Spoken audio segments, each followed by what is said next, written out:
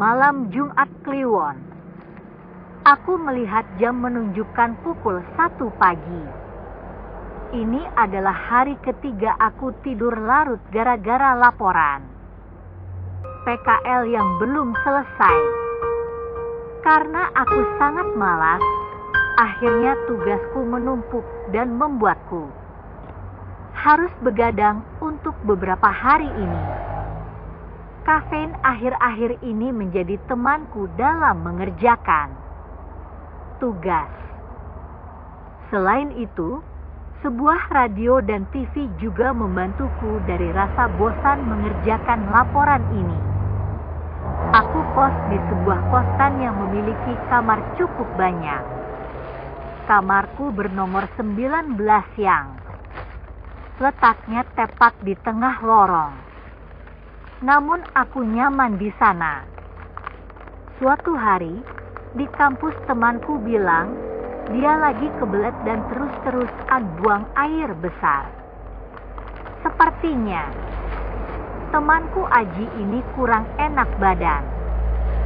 Untuk itu dia meminjam kamar kosku untuk beristirahat.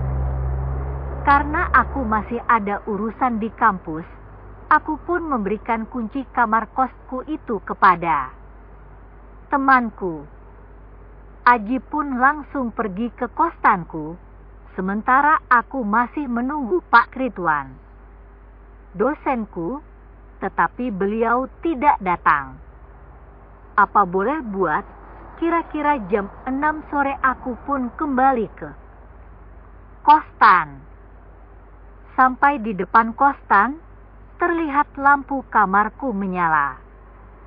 Ketika aku akan membuka pintu, ternyata pintunya dikunci dari dalam. Aku pun mengetuknya.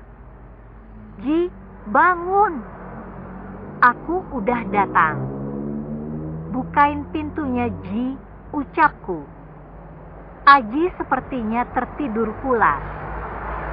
Tapi sepertinya aku mendengar suara Aji dari dalam dan juga suara beberapa orang lainnya.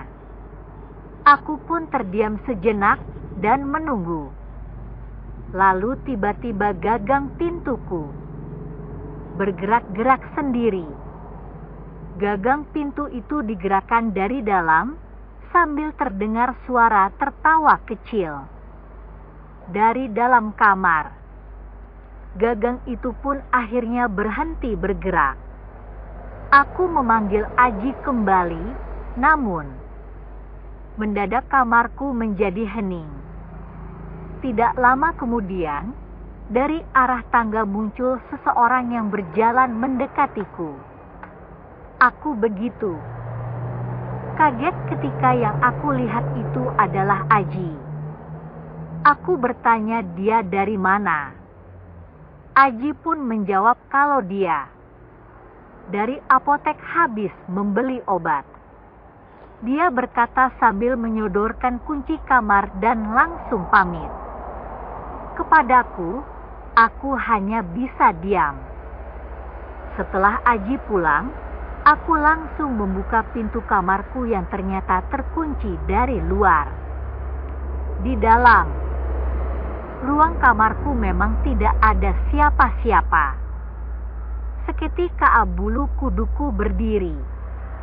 Aku memeriksa ruang kamar yang tampak jelas benar-benar kosong itu.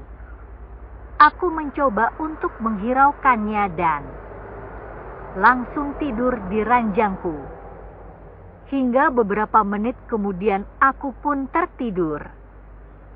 Ketika aku terbangun, terlihat jam menunjukkan pukul 11 malam.